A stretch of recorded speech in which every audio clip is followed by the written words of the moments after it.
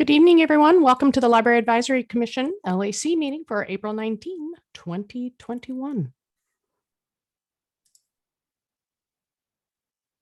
This meeting is being recorded and streamed live to YouTube. To join this webinar using a telephone only, please dial any of the following numbers and I'll read two of them aloud. 1-833-548-0276 or 1-877-853-5247, and then slowly enter the webinar ID of 9896-952-5756. As an attendee, this meeting is being recorded and streamed live to YouTube. Your microphone is muted for the entire presentation unless you have a comment. However, you do not need a microphone, camera, or a screen if you only want to listen to this meeting, as it is accessible by landline or mobile phone. The Commission will take public comments as outlined in the posted agenda and in the next slides. All comments must include the agenda item number and be received prior to the close of public comment on that agenda item. If you're joining by computer, you may use the Q&A feature to type your comments. On the attendee control bar near the bottom of the screen, you'll see the Q&A icon. You may also use the raise hand icon to raise your hand. The moderator will call your name when it is your turn, state your full name for the record, and then continue with your comment. You will have 3 minutes of speaking time. If you're using a mobile device, the Q&A icon and raise hand icons likely appear near the top right corner of the screen. So everything's in reverse. In the upper left corner, you'll see leave meeting in red letters. And then in the upper right corner, you'll see both the raise hand and the Q&A icon. If you've used Zoom to call into this meeting, you may raise your hand by pressing *9 on your keypad. The moderator will call out the last 3 digits of your phone number when it is your turn to comment. Press *6 to unmute yourself. You'll then have 3 minutes of speaking time. Once the commission begins, if you're joining by computer, to see all panelists, you may need to use the Zoom control bar and select Gallery View. Depending on the size of your mobile device screen, you may need to scroll over to view whoever is speaking. And finally, if you're accessing this meeting via the web browser only or a Chromebook, you will not see all panelists at one time, only the panelists speaking. The chair of the commission, Lindsay Bass, will now call the meeting to order. We are transitioning to gallery view. Please stand by. Good evening, everyone. Good evening, commissioners, library director, and staff, and the public. I will call our Monday, April 19th meeting to order. Clerk Sumano Vargas, will you please do a roll call to order? Rena Dubin. Present. Jim Landreth.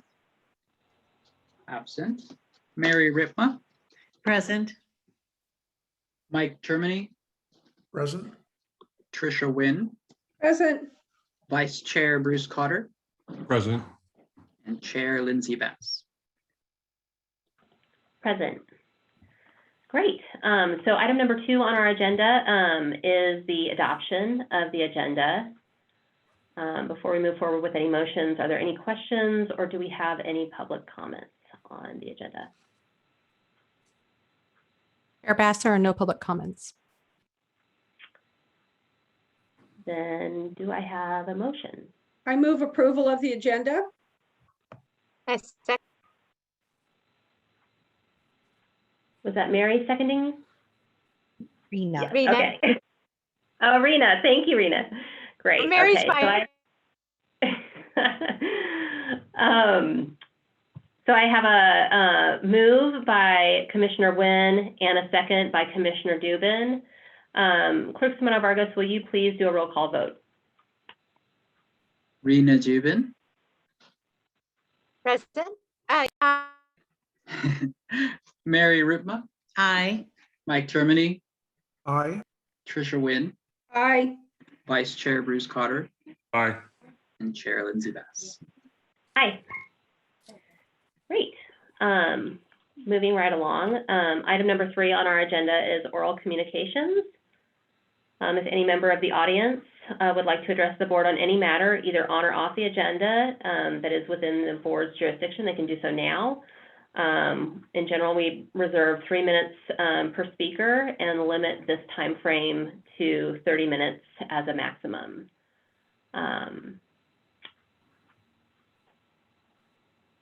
Moderator Jones, do we have any public comment? Chair Bass, we do have 2 members of the public who'd like to speak. Phone caller ending in 362. Go ahead.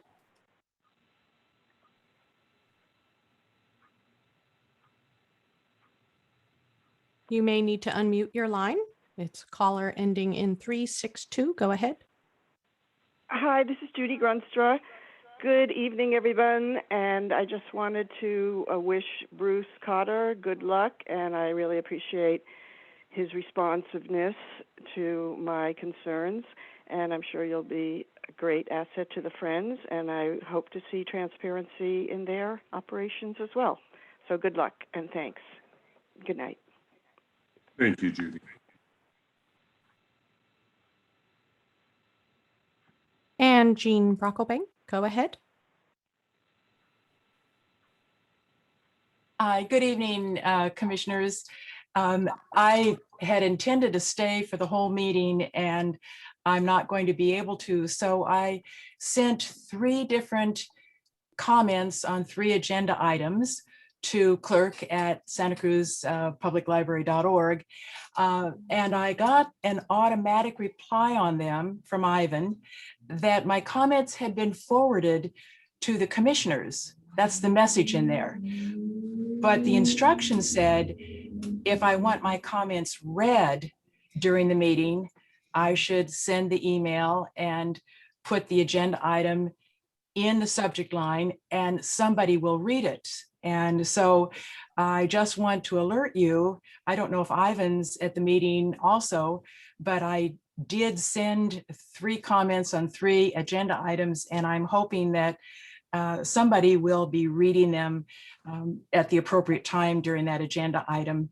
And they're very short, and did ask that they be read slowly, not fast. They'll all be less probably than 30 seconds. So if you could, Lindsay, if you're able to just confirm that okay, I see the okay.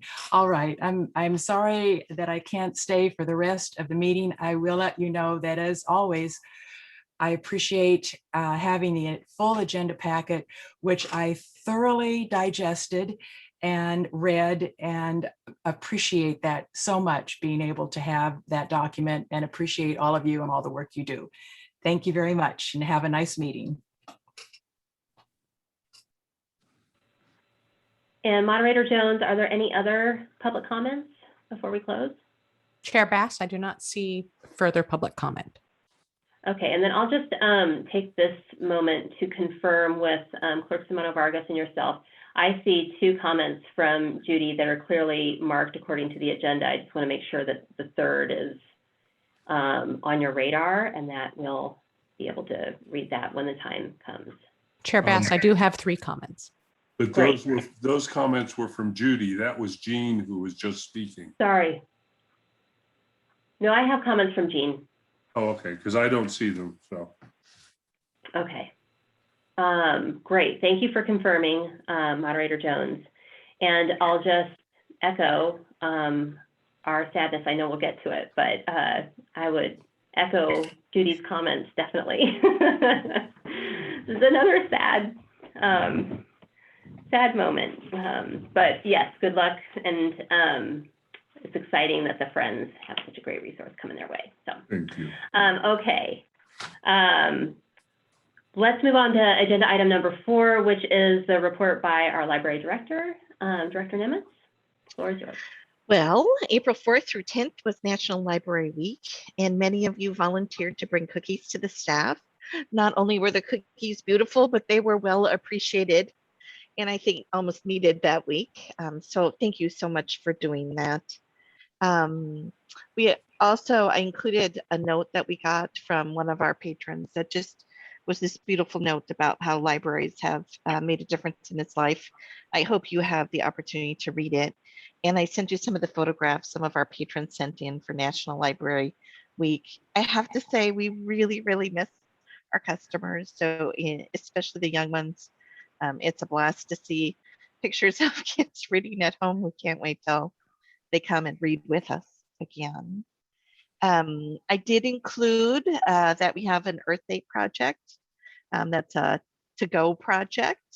So we're doing a lot of advertising around that. If you know anybody who might benefit from an Earth Day kit, please send them our way. Dr. Seuss has been a big sort of national headline. The staff takes these issues really seriously, issues of censorship, but also in terms of how they curate a quality collection for our community. We did have interested staff meeting, and that they determined that the 6 titles, 5 of the 6 titles that are left in our collection will remain in our collection, but we won't be repurchasing them. They will be unavailable for repurchase as they age. But there's a little explanation of sort of the conclusion that was reached. I'm very excited that we've been selected to participate in Cultivating Race, Equity, and Inclusion initiative in the state of California. We're one of 10 libraries. I'm hearing really great things about this program. You know, in the region, we tend to look towards Oakland and San Francisco and a lot of the work they've done on racial equity. And I got great recommendations, try to be part of this organization. So I was really pleased that our equity team managed to get us to be a participant in that program. Tricia? Yeah, comment. Thank you. In a prior life, I was on the board of California Humanities.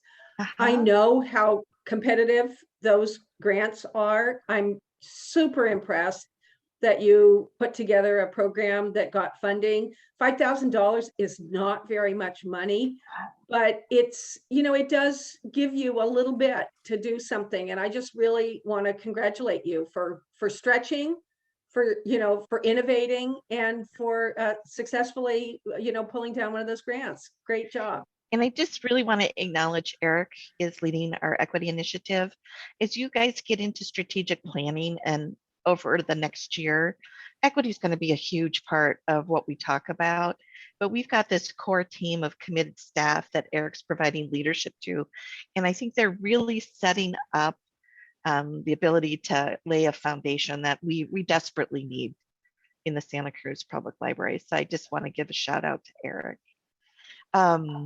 Bruce, what can I say? I met Bruce at a coffee shop after he called me and said, you know, I'm interested in volunteering in some way with the library. And I thought, oh my God, this person's so amazing. How can we get them involved?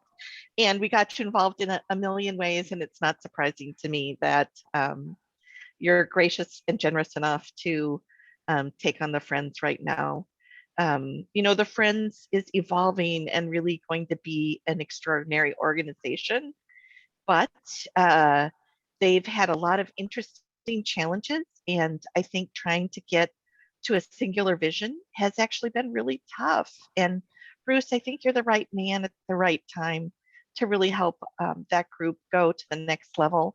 I'm really going to miss your leadership on this group. I think you do have a vision and sense of libraries that has been really helpful to me. But I also know what good work you're going to do there. So thank you so much for being willing to do that. And maybe if you tire of that someday, you can come back and certainly hope so. Work with us again.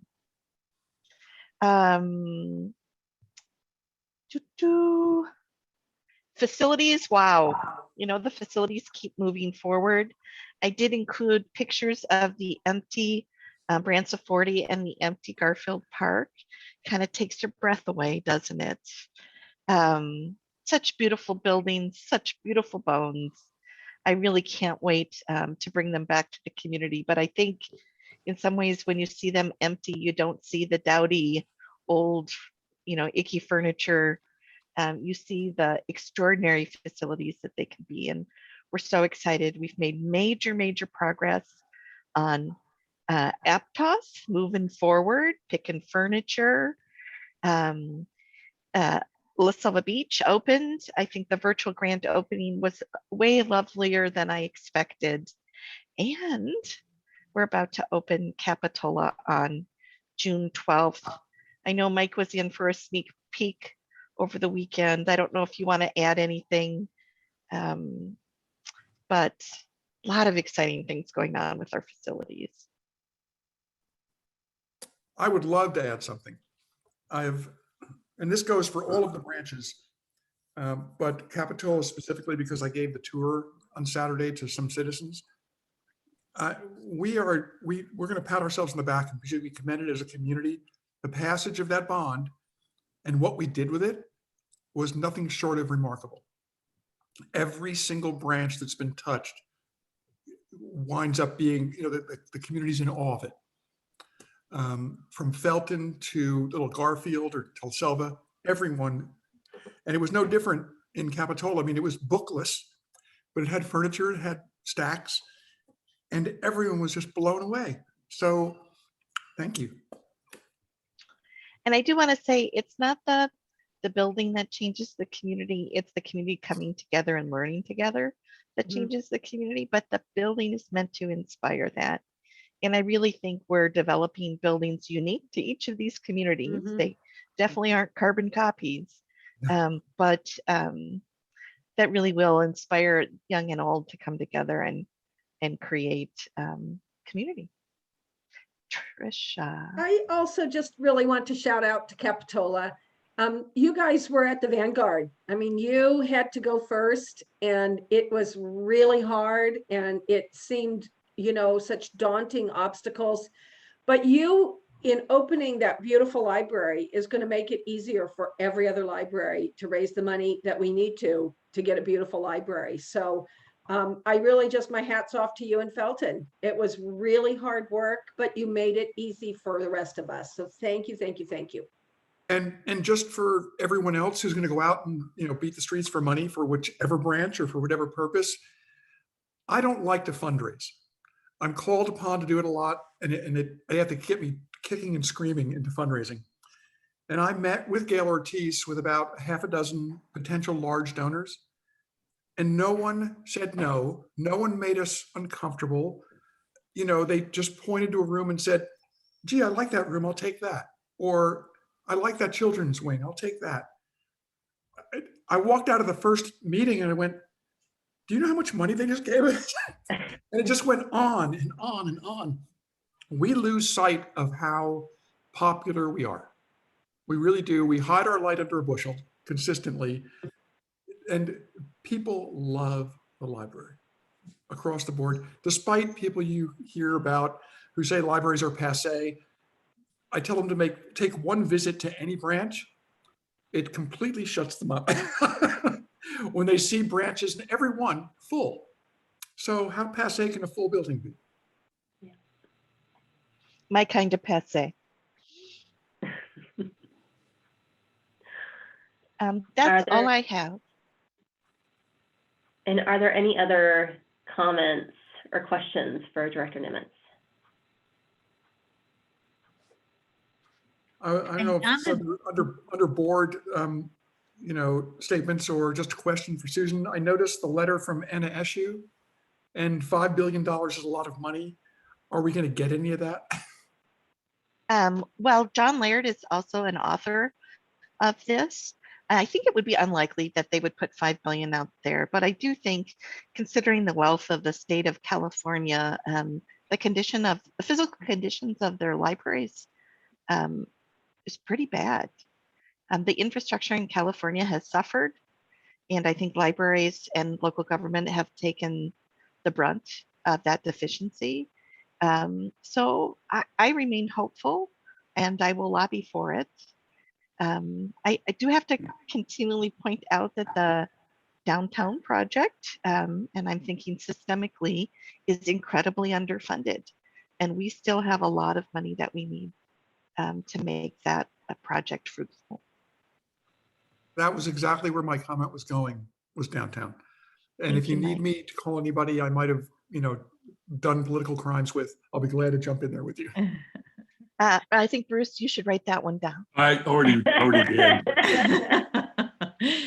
I Bruce, just me wanted to make a too. comment about the Dr. Seuss.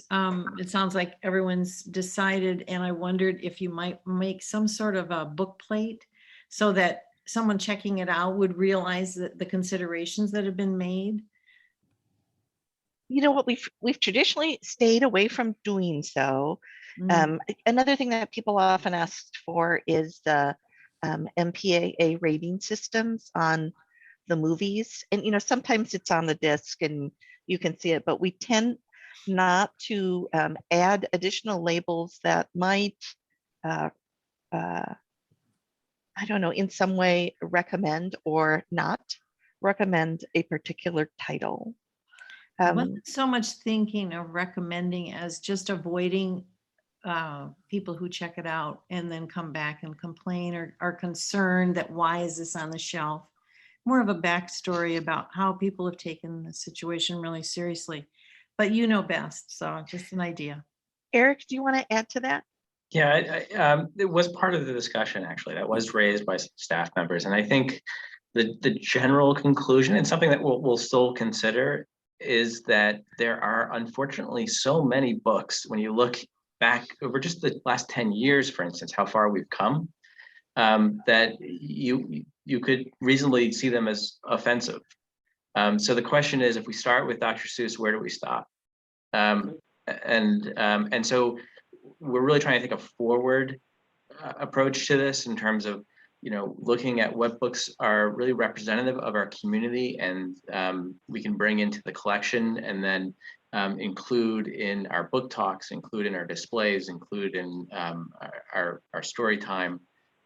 So we're really trying to take that more forward approach, just because it would be daunting to go back, unfortunately. Okay, thank you. And then Commissioner Wynn, did you have a comment that you wanted to make? No? Okay. Any other questions or comments?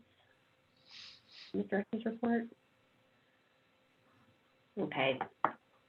I'll just say it was super fun to deliver cookies to the staff. They're amazing. Seeing their faces light up was awesome. And Bruce, we hope you won't be a stranger. So come back to us in your new role and after your new role. Great. Now I'm going to move on to item. I'm not going to move on. I'm going to ask Moderator Jones, do we have any public comments on the director's report? Chair Bass, we do have a public comment from Jean Brocklebank. This is agenda item number 4. She says, my name is Jean Brocklebank. I very much support the library decision to not automatically remove, that is, censor Dr. Seuss books. Thank you, Jean. And that ends her comment. Great, thank you. Are there any other public comments? There are no further public comments at this time. Great. Thank you, Jean, for being so organized to have your comments ready for us as we go through the agenda. We appreciate that. Okay, then we'll move along to item number 5, which is our member reports. So, commissioners, feel free to take this time if you have reports. Please have them. Update. You know, I would just like to say thank you to all of you. Thank you to Judy and to Susan and to Lindsay for all the kind words. I really appreciate it. Thank you to all of you for serving with me and allowing me to serve with you. It has been an honor and a joy. I've really enjoyed taking part in this organization. You're a great group. You will do great work in the future. I would note that I've been in communication with J.M. Brown. We do have a good candidate identified, a woman up in Felton who has children in school and is active on the Felton Steering Committee and has expressed real interest in doing this. So she and J.M. are now engaged, and hopefully she will be part of your next meeting. I, on the other hand, am not going away. I did feel like, as a question, just not wanting to have anything that looked like a conflict of interest, it was best that I not serve anymore on the LAC. But I will be joining Jean and Judy and all the rest of them. You won't be seeing my smiling face, but I will be talking on the telephone. And I really look forward to continuing being in contact with all of you. It's a big thing I'm taking on. It's an important time for the Friends and for getting all of these libraries across the finish line. Garfield Park and Branciforte, and then downtown and Aptos, and it's a chunk. And I really felt that was the thing that I was directed to do right now. So again, thank you all. It's been a pleasure. Thanks, Bruce. Are there any other member reports? My lights just went off. So apologies for that. There's not a ghost in my room. Any other member reports before we move along? Okay. Very good. And glad to hear that we have a good candidate waiting in the wings to fill big shoes. So thank you for that update, Bruce. That's great. Item number 6 on the agenda tonight is our consent calendar. And we have item A and B on the calendar. Our minutes from our February 22nd meeting, which the recommended action is to approve the minutes, and item B is the written communications to the commission. Are there any questions on the consent calendar? Any need to pull either of those two items? Are there any public comments on the consent calendar? Chair Bass, there are no public comments on the consent calendar. Then I'd like to entertain any motions. I move to approve the consent calendar. A second. Okay. So Commissioner Wynn, motion to approve. Commissioner or Vice Chair Cotter, second. Clerk Simona Vargas, will you please do a roll call vote? Rena Jubin, Aye. Mary Ripma, Aye. Mike Termini, Aye. Trisha Wynn, Aye. Vice Chair Bruce Cotter, Aye. Chair Lindsay Bass. Aye. That passes unanimously. Thanks. We're now moving on to item 7, which is our general business. We have several items here to work through tonight. And so just, I'll ask commissioners, please keep that in mind as we're moving through. If somebody else has made a point, let's just try and keep our comments as brief as possible. I don't want to limit any important comments, but we do have quite a bit to work through. So with that, I will move along to the first item, which is the plan to reopen. And Eric, our trustee leader, is going to talk us through this. It's been a challenging couple of weeks. Thanks, Susan. Good evening, commissioners. I know we have a number of items, so in the interest of being conscious of this time, I want to, though, give you a very quick history of how we got to where we are right now. We've gone through a number of transitions since the beginning of this pandemic, but this has always been a dual challenge. It's been a challenge trying to make sense of the changing health codes, but the second challenge has been staffing. We were hit with significant reductions this time last year that resulted in us freezing positions, reducing, actually suspending our on-call staff, our temporary staff, and then everyone on staff had to take a furlough. So it significantly reduced what we had to do when, in fact, much of our labor increased, because the first stage that we went into was a curbside model, trying to adhere to the new health rules. So staff were bringing items outside to patrons. This was really very labor intensive. And then as those health codes changed, we were able to allow patrons to come into the lobby. We had to really limit and reduce it. We added filtration systems to our buildings.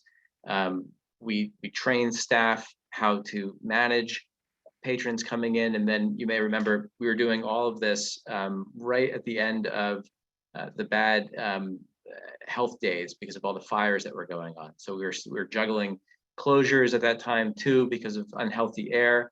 And then we had to close some branches as well because of the fire evacuation. So needless to say, it's been a challenging year. And right now, we are in our grab and go model, and the recent health changes have allowed us to open up the computer lab. So when we have enough staff, we're able to provide computer labs at our locations that we've been running since COVID put us in this situation. Now, fortunately, that the health indicators are improving, we are going forward with a plan. We met with the union.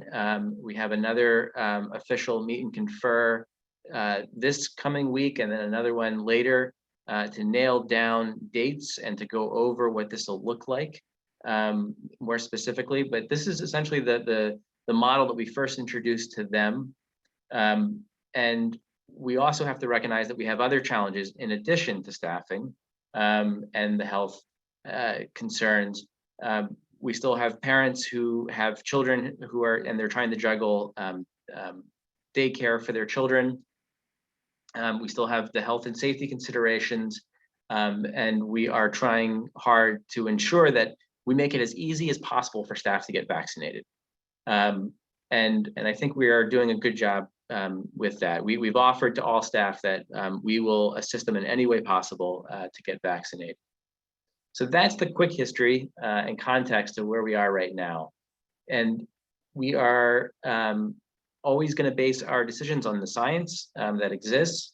The science out of the CDC has also just recently signaled to us that we can stop with the quarantine of our items. The science is pretty clear on this, that the pandemic has been driven by airborne exchange of the virus. And we're also not going to be the first library to do this. San Francisco actually contacted their health services department, and they gave them the go-ahead to stop the quarantine of items. And we've also now seen the State Library of Oregon provide the same information to all their libraries as well. So we will notify the public that we are going to make that change, and this will, vastly expedite when you make a request for an item at the library. We'll be able to, after some time, after we get through all of those returns, we'll be able to get those items to you much faster, since we won't have the delay as a result of the quarantine of these items. That'll begin on April 26th. And then we're going to begin to pilot in May a return to many of the services that the community has certainly been extremely hungry for, which is to begin to browse inside the libraries. You can see in the report how we are going to begin piloting it first at La Selva. And so there are 4 possible libraries there, but they're not going to happen all at once. So we're going to see how this goes, first with La Selva, and then we'll roll it out probably the following week to Felton and Live Oak. We don't have a date certain yet for when this will occur in May. Like I said, we still have to talk to the union, and then we will begin to map that out, and we will certainly make that available to the public once we have that confirmed. And so we'll get through, hopefully in May, if all goes well, La Selva, Felton and Live Oak, Scotts Valley. We're still considering Aptos. Aptos will be at the very tail end. And the consideration there is if we're only going to be having, if we're going to go through this big transition and it's only going to last for 2 weeks because we're going to be closing Aptos for its construction, is that worth the investment in time? So we may hold off on Aptos. And as you can see, we have still a number of modifications through the month of May. A lot of this that was jump-started, of course, was what the governor had announced a couple weeks ago when he told the the world that California will be reopening mid-June. So that started to put us into high gear to try to get things prepped so that we can begin to do that in line with hopefully the rest of the state. He did have two major criteria though. He didn't just say that it's going to open up. His criteria included, and there were some other caveats as well, but his criteria included that the hospitalization rates would continue to decline, and that there would be enough supply for vaccination for everyone to get it 16 and older and then there were some other caveats as well. But we are hopeful that we are coming out of this storm, and so that takes us to June. And you notice that on that list we didn't have downtown. We likely will not go through a kind of this browsing stage with modifications with downtown. Instead, by mid-June, we hope to just open up downtown. There'll still be some modifications, and we're looking at those. And we'll also be bringing online, of course, Capitola in June as well. And on here, one thing that's not on here too is, I don't think it's on there, is that we'll be piloting some outdoor events during the summer, 3 for summer reading, to try to call attention to summer reading, of course, and the big programs that we put on for that, but also hopefully to draw attention to the fact that our expectation is we will be back to our standard operation in September. So Bruce, we hope to see your smiling face in person, because our goal is to bring everything back into the beautiful program rooms that we have, and continue with that rotation so that we can be in Capitola and have the LAC appear there, and really be back to our standard operation. And the reason why we're picking September is because our expectation is to restore funding to what we need in order to bring the staff back. And as you all know, if we do get that funding restored, it doesn't happen instantly. We still have to recruit for the staff. We have to train them and onboard them. And that takes time. So in some ways, it's actually very optimistic to be back to our standard operations in September, since we're giving ourselves essentially 2 months to recruit and onboard enough staff so that we can manage the hours that we're shooting for. So we will likely still have some modifications in September. I don't think anybody thinks that mask wearing is going to go away anytime soon. But that, in a nutshell, is where we hope to head over the next few months. Susan, I'm sure I left something out. So I just want to say that this is an iterative process with a lot of pieces. The thing about the union is changes in working conditions need to be go through a meet and confer process. It doesn't necessarily mean that the union can say you can't do this, but they need to be able to talk to their members and give us feedback. And the staff have been going through serious ongoing changes for 14 months. So we really need to respect that process. The other thing I just need to say is it will be soon that we're in a position where the staffing limitations is the greater limitation, greater than the health limitations. We've got about 10 full-time equivalent staff out through the furloughs. We've got about 15 full-time equivalent staff in frozen positions right now. And we have about 60 bodies in the temporary staff. So that's a lot of positions. We'll get likely the furlough piece back by July 1st. But the other two will take some time. So. Okay, thank you guys. Questions, Commissioner Wynn? Is there a plan to rehire people that were let go first? And if that is the case, how many of those people do you think you will get back? I mean, I'm sure some of them had fake jobs doing something else. Of the 60 people that were in our temporary staff, we just sent an email to them this week saying who's willing to come back. The great thing is if they are, we don't have to put them through the full hiring process. In particular, we don't have to redo the background check, which can take, 60 days to accomplish. So we committed to the union that we would put anyone who's willing back on our rolls from that group. With the 15 frozen positions, they are just people who have retired. And so we'll have to recruit 4 new people. So if you know anyone who needs a job, there's some really great jobs at the library.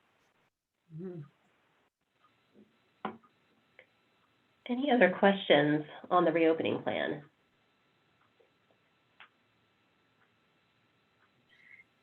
I just want to thank Eric again and Laura Whaley. They have massive spreadsheets behind all of this and have been working very hard. Our expectation at our May meeting is that we will give you some specific hours by branch, and we'll get into that in the hours conversation. Commissioner Dubin, do you have a question? Yes, I was just curious, are you taking the seating out and how you're managing that and also the bathrooms? Okay, thanks. Yeah, we are going to be removing kind of convenient seating. If someone's in a situation where common sense is going to a rule. So if there's a customer who needs to sit down, we will provide a seat. But the bathrooms will open up, and so we do intend, and mid-September is really just around the corner. So we really want to begin to prep for restoring all of our services. Great, thank you. Are there any other questions?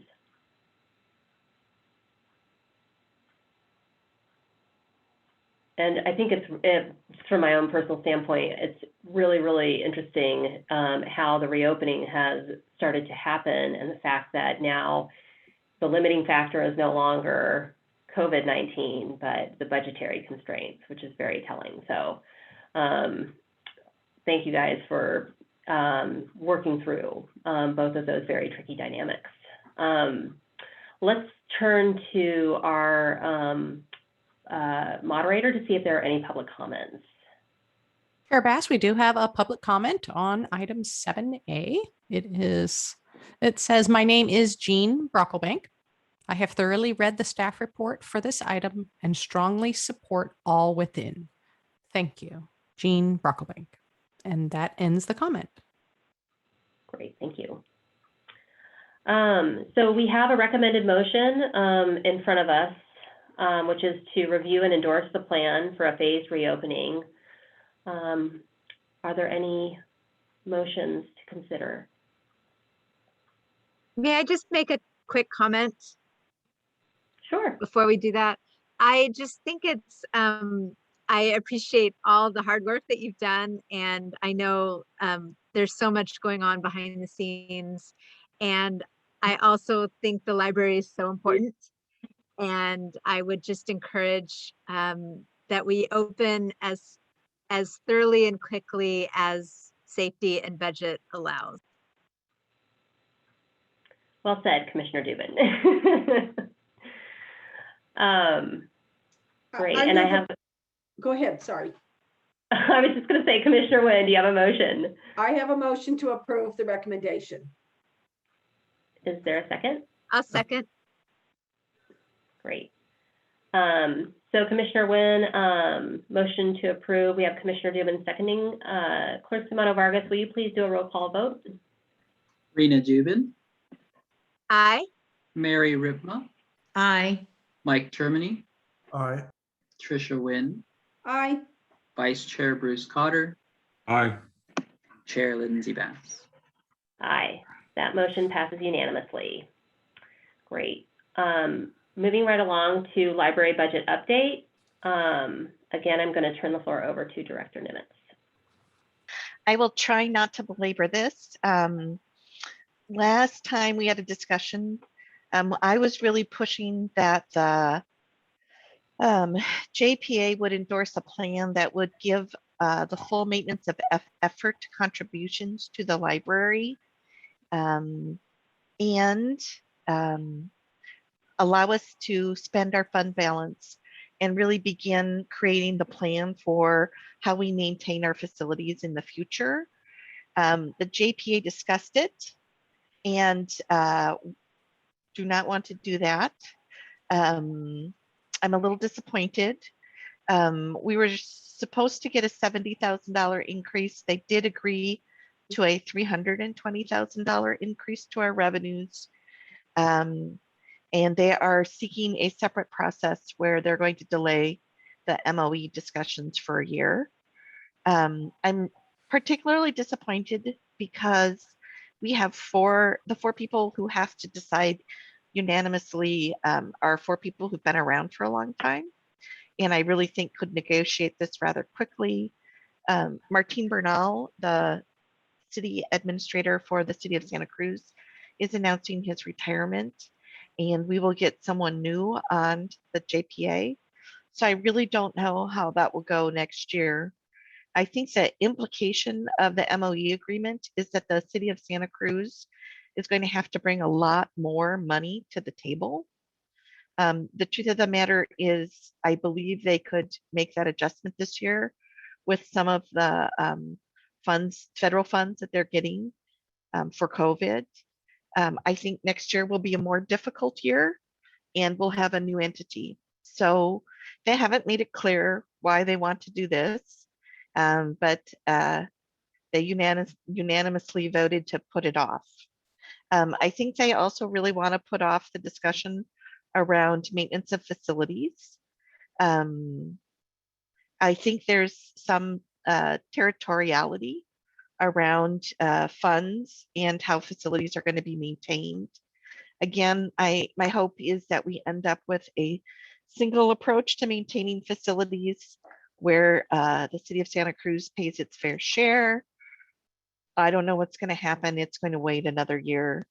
They did agree to putting off the cost allocation study for the overhead. And they gave me some direction on spending the reserves. The truth of the matter, though, is I don't yet have the forecast from the Santa Cruz budget office of what this year's reserve is likely to be. So it's very difficult to follow the instruction until I know that number. Basically, what I am putting before you is the kinds of things that we're asking for and what they cost. Discontinuing the furloughs, filling the frozen positions, rehiring the temporary staff. That's about $2.3 million, just to sort of put us back to square one.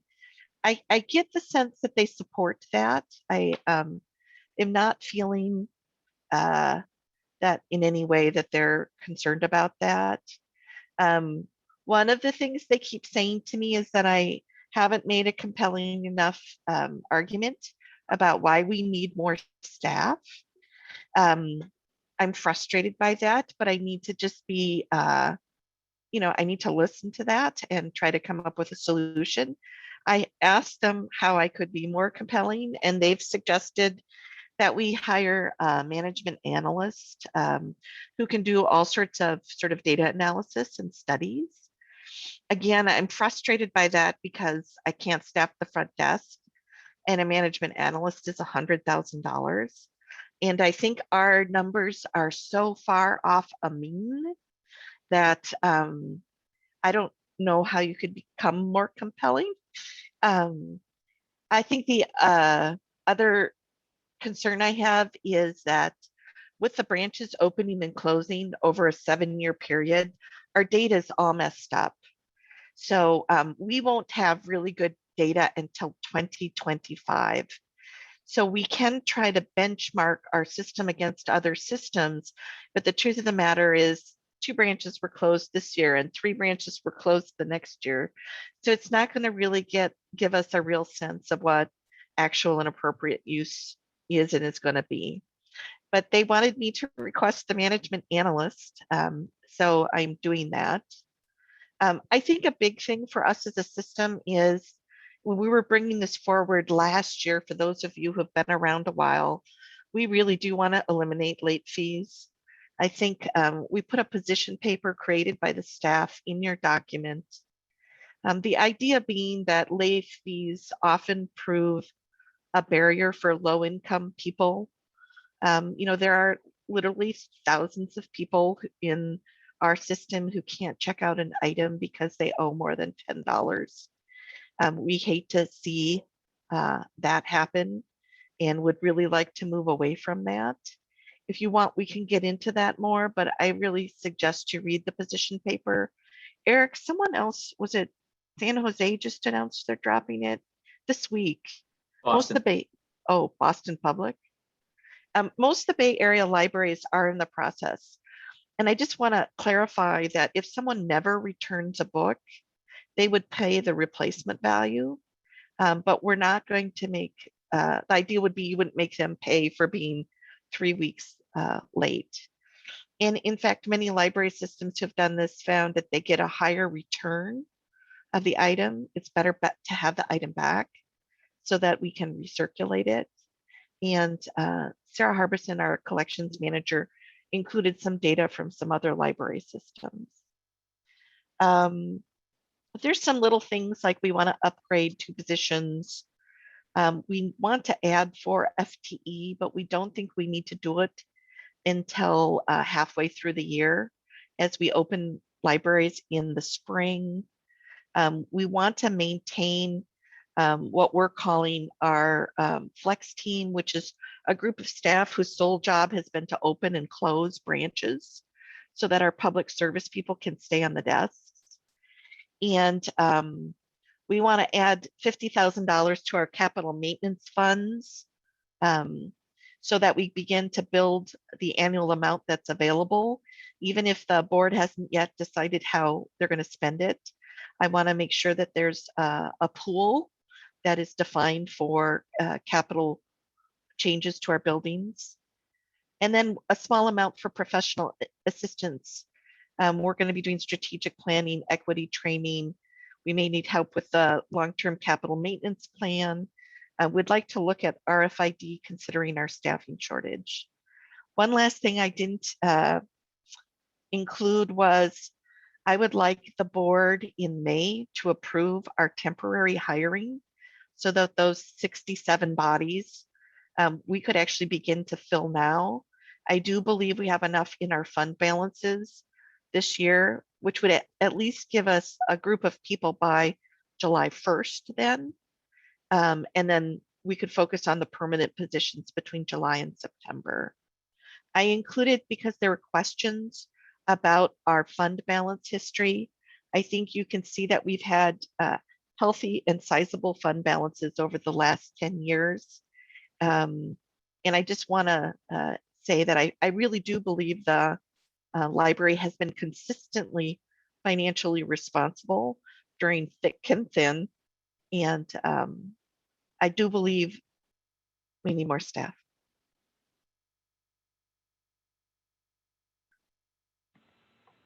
Great, thank you, Director Nimitz.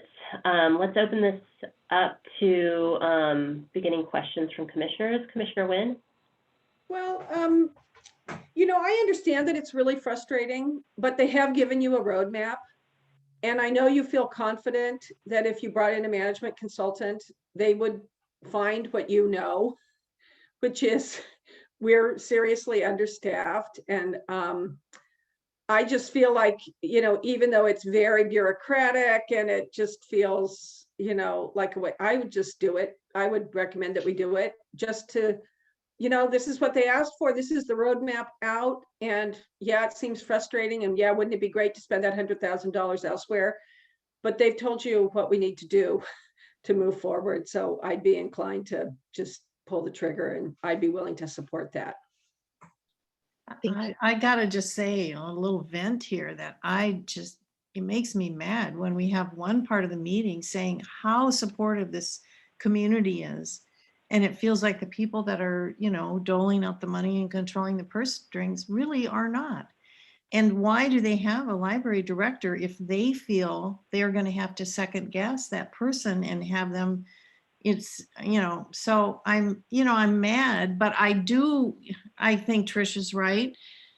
But everything you've listed here is fine, but the management analyst is just a waste. I'm sorry to say that, but that's my feeling. Commissioner Dubin.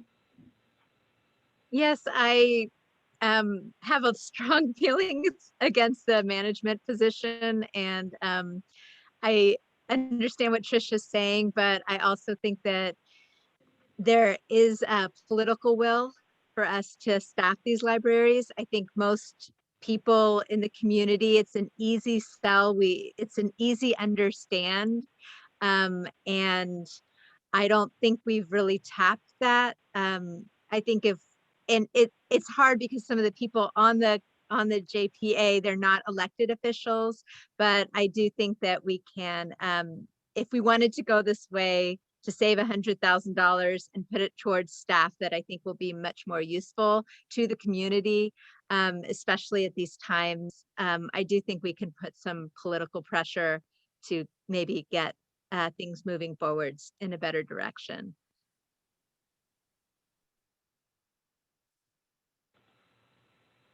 Great, thank you.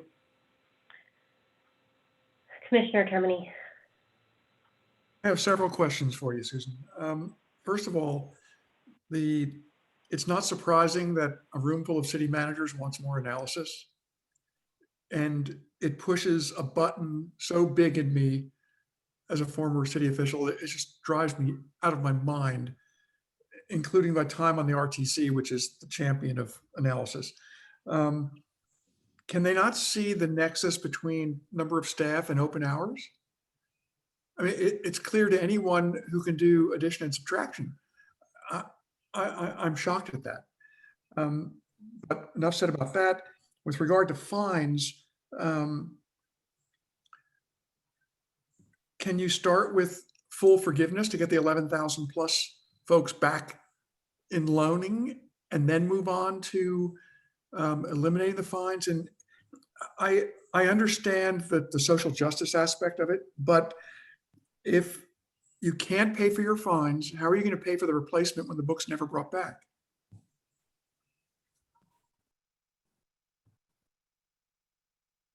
I think the encouragement is that you do bring the book back, that it creates the incentive to do so. But I admit that there are issues with that. Commissioner Termini, you've actually picked up a sort of a sophisticated piece to this that I haven't fully addressed. So to take away everybody who owes us late fees would be a much more costly proposition than this. Technically, if you assume you collect them. You see what I'm saying? Clearly, if they're not coming back to the library, collecting the fees is probably not going to happen. And right. Real, availability and social justice and access to our libraries can only come about when everyone, at least at some point, is ready to borrow again. I have also worked in a library system that provided a way to work off, and it was designed for children and teens, but through reading. You could read down. So I think there are some programs we could create. I think what you don't want to do, there are some people who are willing to check books out, keep them, and even there's a market.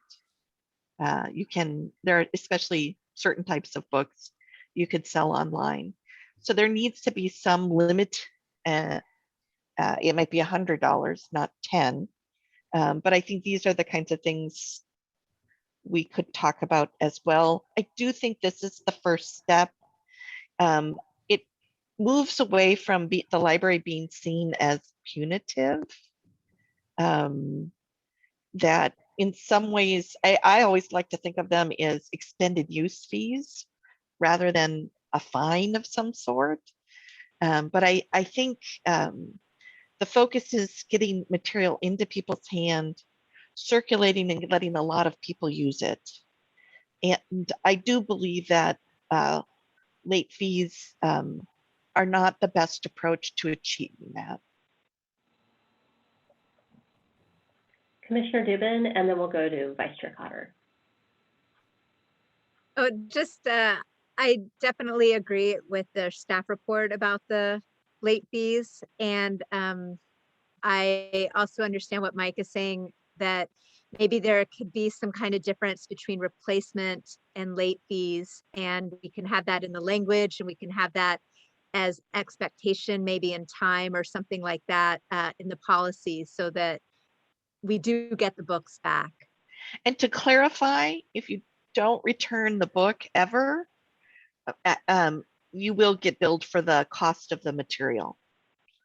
What this does is take away the fine for doing it late. Do you know, Eric, how long it takes for it to, I think it takes like 3 months.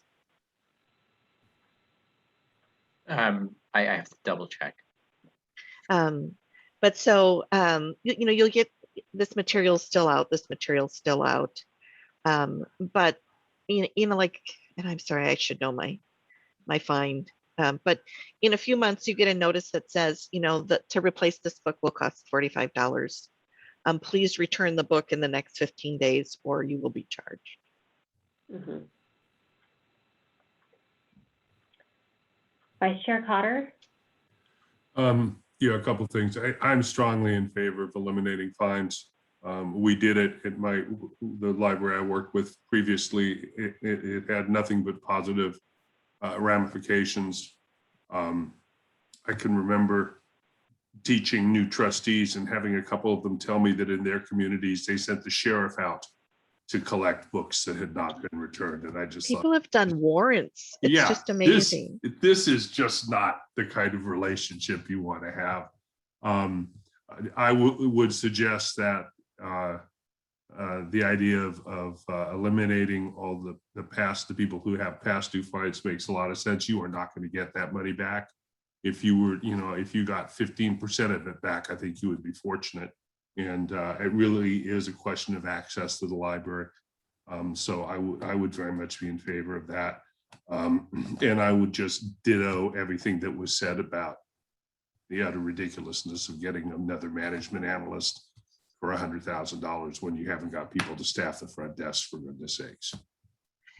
The one thing I'll say is, and Yvonne, help me remember this. I think to do that kind of financial write-off, we're going to have to do it as a separate board item and bring it to the JPA. So we will create that. I think it's worth doing, but it will probably require a second board package, so that, because it's an auditable function. It's not without precedent. We've done this in the past. Thank you. Are there any other comments, questions? If not, I'm going to move to public comment. I believe we do have one public comment. Yes, Chair Bass, we actually do have caller ending in 362. Your line is open. Go ahead. Hi, it's Judy again. Judy, your line is very quiet. Okay. Okay, is this better? A little bit, but yeah, so just be mindful. If there's any way to speak up, that'd be great. Switch handsets.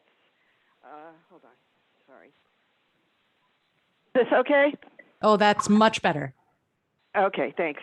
Yeah, I would like the library to keep very careful track, if you can, of if you change the fine collecting or to eliminate the fines for late fees.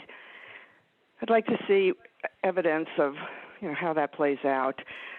I know as a borrower, if I knew that I was waiting for a book and it was, delayed in being returned for an unknown number of days or months, I'd be pretty annoyed that I couldn't have the book after a certain reasonable period.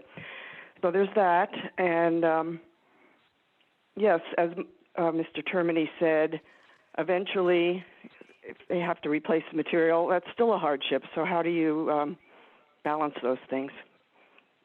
Thanks.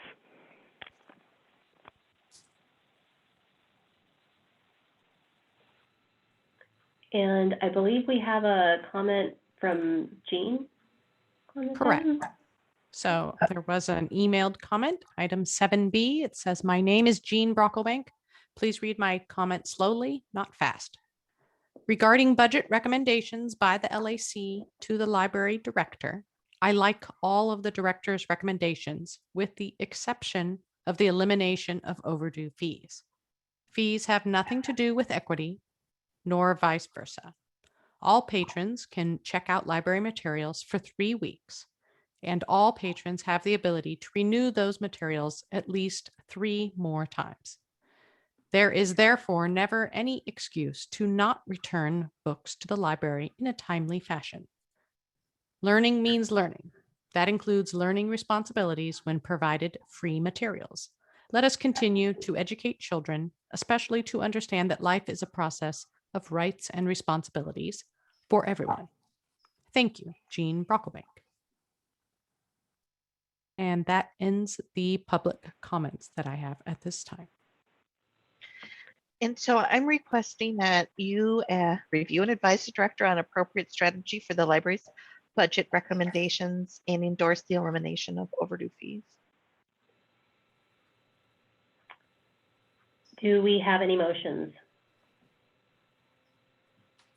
I'll make the motion to recommend that we eliminate the fee. Is there a second? I would second that. So we have a motion and a second. Clerk Simona Vargas, will you please do a roll call vote? Mary Ripma, Aye. Rena Dubin, Aye. Mike Termini, Aye. Trisha Wynn, Aye. Vice Chair Bruce Cotter, Aye. and Chair Lindsay Bass. Aye. So the endorsement of the elimination of overdue fees passes unanimously, and it sounds like in terms of the review and advisement on your budget direction, there's strong support across the commission for what you've outlined here, frustration with the need for additional analysis and staffing to do that analysis. And I think we'll just want to continue to provide support and feedback to the JPA on making sure that we address and allow the resources for the library to staff up as you guys manage both the challenges of health and safety situations of COVID-19, but also the budgetary constraints that it's presented as well. Thank you all. Could I just ask, is there any way to, vote for everything but say the expenditure for more analysis, or it's just like they've said it, so it has to be? Is that, there's nothing we can do to make a statement somehow to communicate that we're not really in agreement with that? You could make a motion that says we don't think that the management analyst position is appropriate at this time. I would motion that, yeah. I would second it. Could we consider, I mean, I'm in support of that also, but I also am in support of moving forward. And if we've been given a map on how to move forward, I'm pragmatic enough to say, let's move forward. But I'm totally frustrated with it, and I think it's kind of overkill. But couldn't we support the addition of that budget item, but say that we think that it's too much and that it's unnecessary, and we think that they should support the library director's best analysis. So go ahead. I feel like we have a motion on the floor. I want to be respectful of that.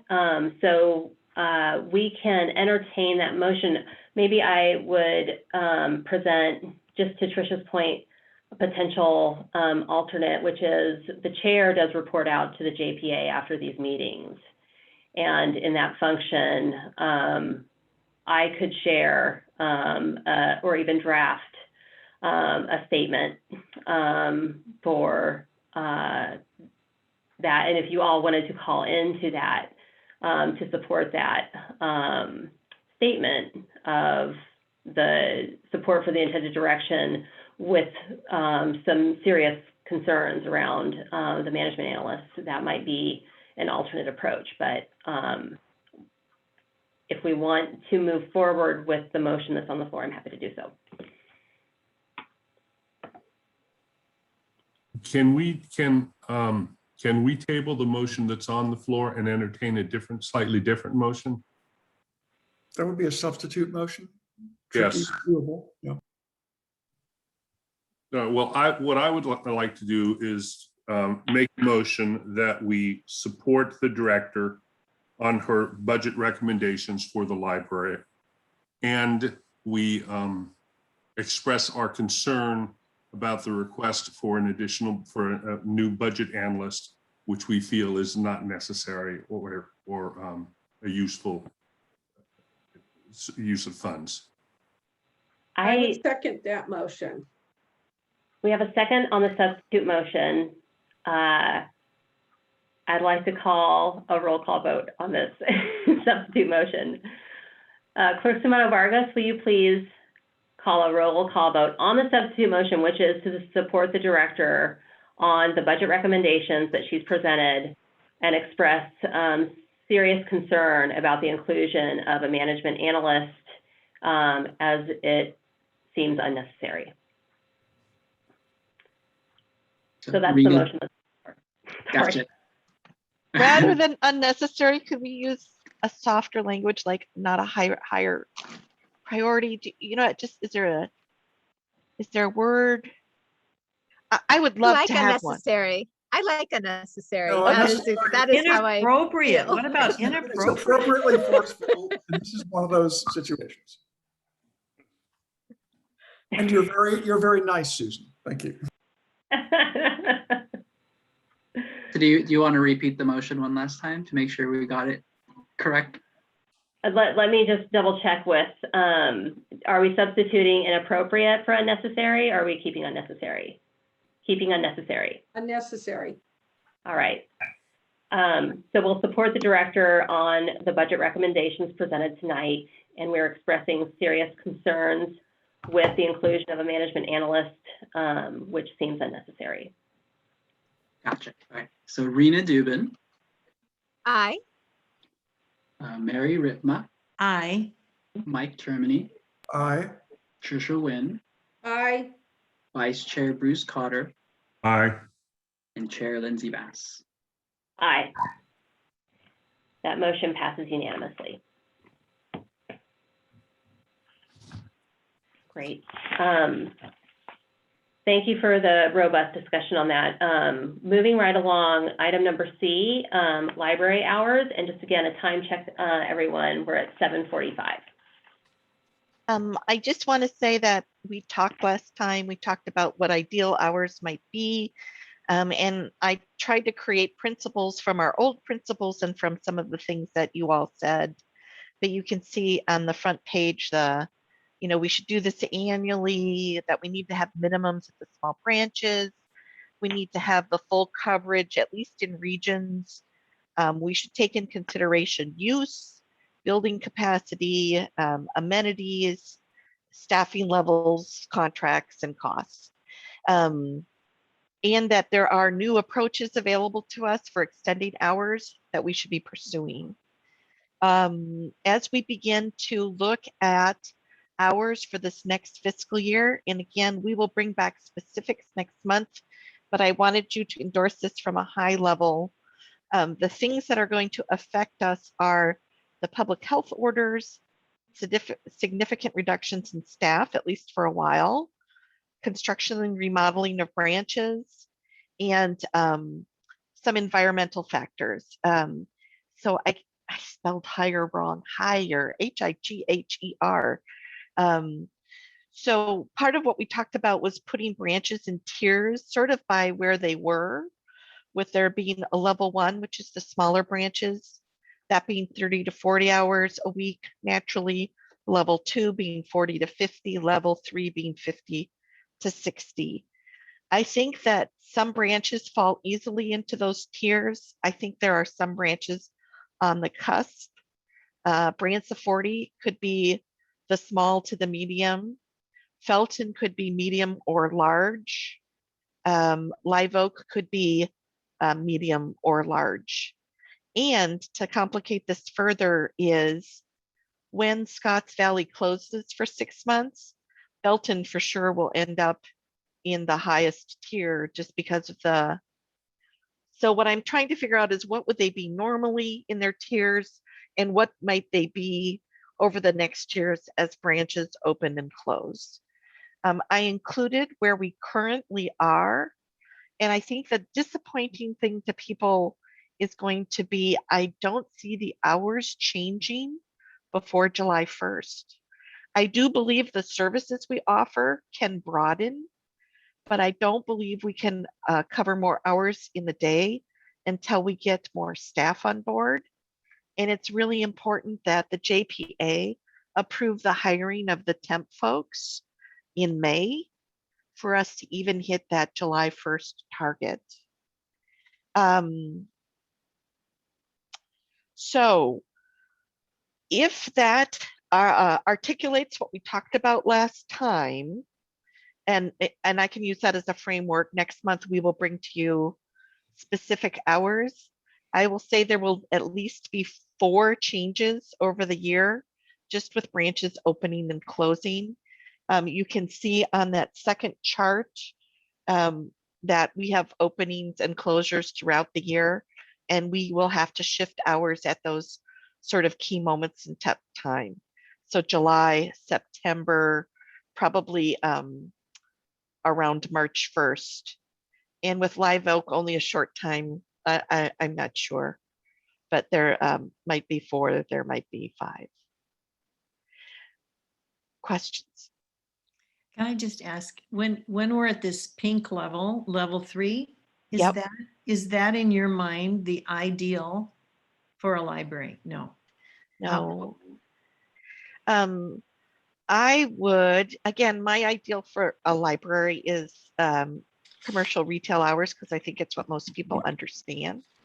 In this community, I think 10 to 8 p.m. Monday through Thursday, 10 to 5 Friday and Saturday, and sort of noon to 5 is what retail tends to do. How many hours is that total? Have you ever figured it out? I think it's around 65. 65. Okay. Yeah, I think that is around 65 a week. So level 3 is close. Level 3 is they close. go to 60. Yeah. And I think we'll probably, we had always had downtown as 7 days a week. I think we're going to suggest that it goes to 6, and that we open Branch of 40 on Sundays as an alternative. So I just want to say, I think we're going to play though with some of the things that we've done in the past. With Capitola being as big as it is, it will be interesting. I do think South County is going to shift usage patterns, and I don't know how that's going to play out. We probably won't fully understand it till Aptos is fully open. I do believe we're going to actually get more patronage in South County because we'll be able to offer so much more than we were able to. But these will be interesting shifts. And we really haven't gotten to see the impact of Felton. Are there any other questions on the hours? Commissioner Dubin. You had talked about being creative with the openings, and I was just curious what that means. Well, so there's several initiatives that we're working on to help us think about how we look at our buildings in a different way. One is community-led programming, where we check out the building to the community after hours. I think you're going to see a lot more of that. So San Jose is a really great pilot for us to look at, but it really extends the use. The second way was checking out rooms to partners. We do a little bit of this. So one's community-led programming, which is programming for the library. Some of it's going to be just partners that are going to check out. It could be Capitola and doing a rec program on Thursday nights in the library, and we're just checking it out to a preferred partner. And then the third one is sort of special occasions, but they could be recurring. Like maybe we decide, Grants of 40, we want to do a Friday night open mic for teens for 3 months in the fall. And so it's open Friday nights for 3 months in the fall, but it's not a static hour, and it's for a specific purpose. I think the Friday arts programs, First Friday in downtown is a good example of maybe we're open the first Friday night of the month, but that's the only Friday night. So we could be more creative about our hours than potentially we have in the past. And we have these beautiful resources. We want the community to use them. Great question, Rena. Any other questions before we turn to public comment? Moderator Jones, are there any public comments on item C? Chair Bass, there are no public comments. So given what we've discussed, the recommended action on this item is to review and endorse the high-level approach that Director Nemitz just walked us through around service hours for FY22. Are there any motions?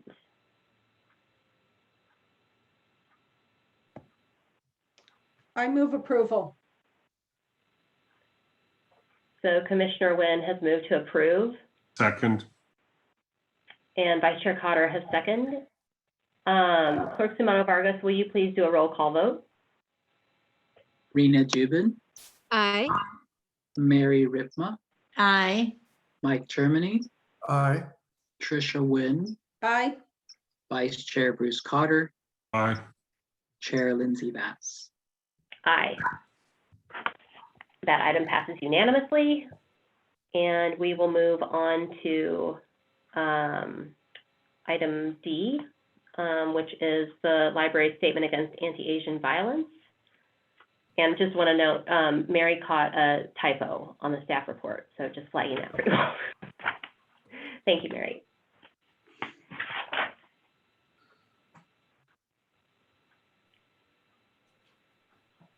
Oh, Eric. Hi, good evening again. Really what we're asking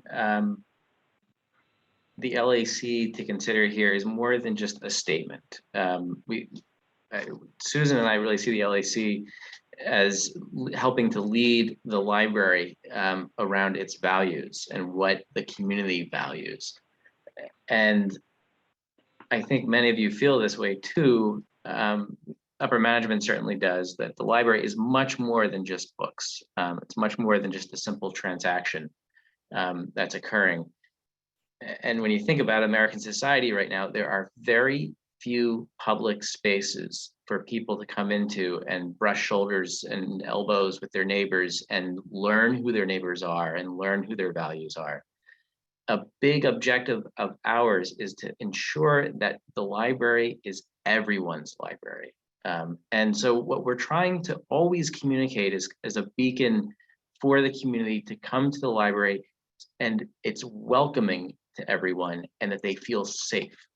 They feel safe to gather with their neighbors, to learn in our programs, to access our resources. And there's been a long history, a sad history in this community and throughout the country where many people have not felt that way. And so we have a lot of work to do to try to create an atmosphere where everyone feels welcomed to the library. And so I think it's important that there's a message that comes out from the body that really helps represent the values of the library, and that they are communicating that message. And so that it's not really just the library management providing that message. And so these are many of the things that the library stands for. Hopefully you've had a chance to review it. I think the recommendation is, of course, that you endorse the public statement, but I don't think anything, of course, prohibits you from creating your own statement if the LAC wanted to do that as well. The library management put out a similar statement. I mean, this year seems to have been the year of traumas, and so we put out a statement earlier in the year, last year, so this is responding to really the latest set of tragedies that we've seen take place across the country with anti-Asian violence. We talked a little bit about some of these values when we talked about Dr. Seuss, because some of those messages in there I think could easily be perceived as anti-Asian. This statement tries to make it very clear where the library stands.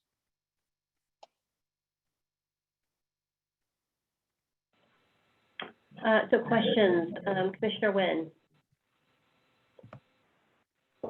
Well, I wholeheartedly support it, and I missed the typo. I thought it was very well drafted. The only concern that I had is, although this has been a time of, increased violence against Asian Americans, I also, we've seen a lot of violence against African Americans. We've seen a lot of violence against, tribal members. We've seen violence against Latinos. And so the only concern that I had, and that doesn't mean we couldn't do it serially, but, in picking out one group and saying, we're really unhappy that this group is experiencing violence, almost, it almost makes it seem as if we're not cognizant of some of the other violence that in our community. I do completely support this. I would happily move this. I would just say maybe we should take a broader look in addition to this. Commissioner Termini. I was unsure during the staff report exactly what the complete message was, and I take it to mean that the statement regarding anti-Asian hate will be in conjunction with reiterating our commitment to anti-racism and racial equality, as well as reiterating our statement condemning violence and racism towards Black people and people of color. So if all of those are happening at once, leading off with the headline of the day, which is the Asian violence, but we need to reinforce the fact that we're not jumping on a bandwagon. We're not picking out a single racial group, that these people are important as anyone else. And in addition, remember, we also don't want to see anything happening with people of color, and we need racial equality across the board. Sorry, I just want to make sure everyone knows that the actual statement is clickable under the discussion where it says Santa Cruz Public Library has adopted a statement of a commitment to racial equity. Do you see that? Program services. That was something we did 2 years ago. Well, so maybe I'm confused now. Why did I lose this? Well, no, I was able to click on all of those. I just want to make sure that all of those statements come forward leading with the anti-Asian, because again, right, it's prominent in the news, but they need to be reiterated as well because they are still our position. One of the things so that I think we're doing differently is in the past, we've gone to the JPA. I think the JPA was saying that this should be more of something that's coming from the Library Advisory Commission, as the community standards is sort of the role of this group. And so that's the difference that I'm seeing. I think that these do come out regularly based upon current events. But I think in the future, it will be the Library Advisory Commission's role to endorse or choose not to. And that is in no way contradicts, Mike, what you said. Let's see, Chair Bass, is there a motion on the floor? No, we have not gone to public comment yet. Okay, sorry. If there are no further questions or comments on the statement, however, I can turn to public comment. Chair Bass, there are no public comments. Okay, and seeing no further questions, we can now entertain motions on this item. I would move the staff recommended statement on anti-Asian violence, and in addition, making certain that it includes reiterating our position on violence towards all people. I'd second that. So we have a motion to approve from Commissioner Termini, endorsing the public statement condemning anti-Asian violence and reiterating our commitment as the LAC or as the library. Well, I think we're stating this as the LAC, are we not? Okay, just wanted to verify and clarify. Thank you. Our commitment to inclusion and equity among all groups. And we have a second from Commissioner Ripnott, so I will turn to Clerk Samana Vargas for a roll call vote. Rena Dubin, Aye. Mary Ripma, Aye. Mike Termini, Aye. Trisha Wynn. I think you were muted at the moment when you. Oh, sorry. Aye, sorry. Vice Chair Bruce Cotter. And Chair Lindsay Bass. Aye. That motion carries unanimously. So we come, yes, Commissioner Termini. Can I editorialize at the end? Why is that so difficult anywhere else?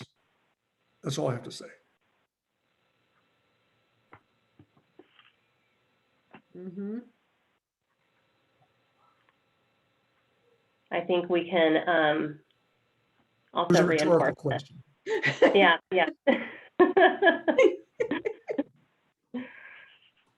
Fair enough, enough said. Okay, agenda item E is to select our vice chair. So with Vice Chair Cotter's departure, we do have a vacancy on the commission. I do have a nomination to make, but I do also want to put out to the commissioners, if you would like to self-nominate, please feel free to do so. Otherwise, I can move forward with the nomination.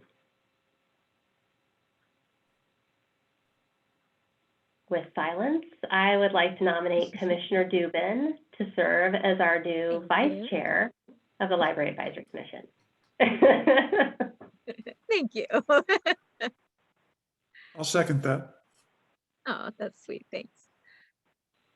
All right, Clerk Simona Vargas, can we have a roll call vote? Rena Dubin, Aye. Mary Ripma, Aye. Mike Termini, Aye. Trisha Wynn, Aye. Vice Chair Bruce Cotter. Former Vice Chair Bruce Cotter. And Chair Lindsay Bass. Aye. That carries unanimously. Congratulations, Rita. Thank you. Great. We've got somebody that will do well with those big shoes. Excellent. Okay. Moving right along, everybody. Thank you so much for your patience. I know we're late into the evening here. So our last item on general business is to discuss the meeting schedule. And Yvonne, do you just want to go through, you did a quick survey? Yes. You guys, the Library Advisory Commission, requested me to send out a doodle poll to try to gauge if it was possible to switch the day you all would meet. But the results did not have a unanimous decision. So I believe unless you all want to discuss it some more, that the day will stay as Monday evenings. Great, And thank you. We'll continue to try to get pieces out early. So we did give components of the packet out on the Tuesday before. Does that help? Mhm. Yes. It does. But Great. the full public packet won't be available until Friday, most likely, unless we get it out earlier. I think that's fair.